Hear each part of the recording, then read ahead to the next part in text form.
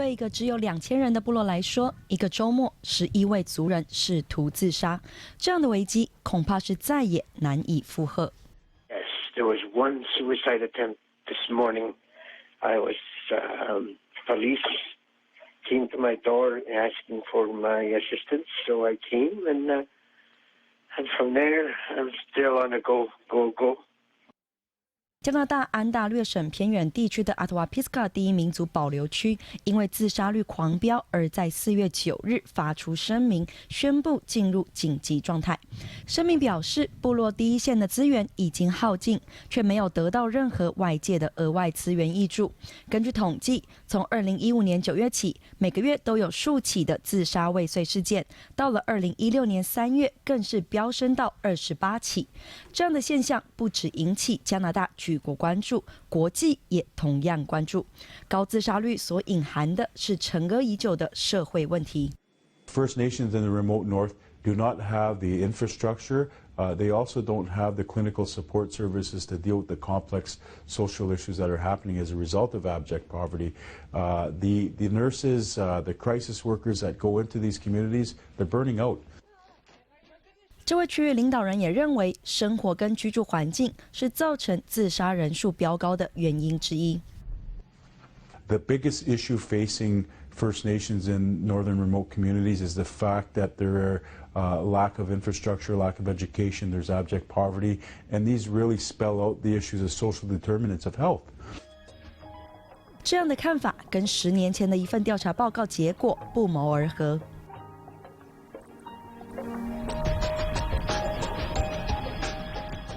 在2006年，距离Attawapiskat约800公里远的Pikangingong第一民族保留区，成为当时世界上自杀率最高的地区。在2年内，16位10岁到19岁之间的青少年自杀身亡。安大略省政府委请一名法医进行调查。The office of the chief coroner, whom I worked with at the time, we went with the belief that we would be looking at an issue, and we would examine that issue.And there would be a simple solution because that's often what we did. 然而，这位法医很快的就发现，这个调查不能只关注在自杀行为本身，而是必须要先检视社会现况。What became prominent was, you had a lack of infrastructure in the community. Again, you had a poor education system.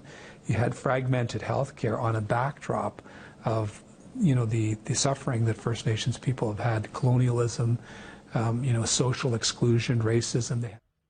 Lauwers 法医也发现，一起自杀案件往往会激起他所谓的哀悼反应，也就是刺激一连串的自杀行为。One suicide would promote a second and a third, and that you have to be careful about that because vulnerable people who feel a sense of hopelessness and suffering will latch onto that tragedy.在这份调查报告中 ，Lauwers 法医建议要新建更多的房舍，强化部落供电系统，以及在部落设置有集体疗愈功能的聚会中心。这些建议也适用在许多其他部落。此外，在今年1月。Attawapiskat 所属的 Mushkegowuk 委员会也曾经针对所辖区域内的青少年自杀问题发布过调查报告。报告中表示，已经有600位儿童尝试要自杀，年纪最小的才10岁。许多紧急措施已经启动。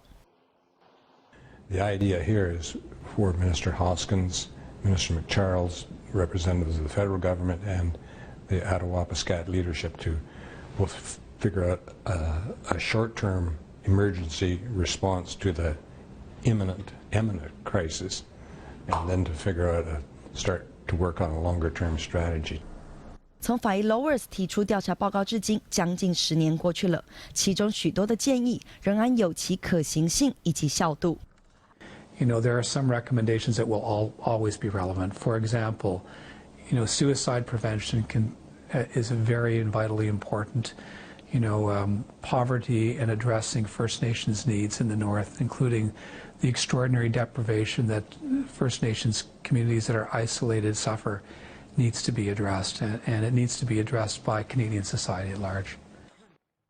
一份又一份的报告，一次又一次的宣布进入紧急状态，同样的危机一再重演。族人只想知道，在报告和紧急措施之后，真正的社会问题什么时候可以解决？什么时候才可以不要再有亲人因为绝望而自我了断？记者杜毅、林柏宏整理报道。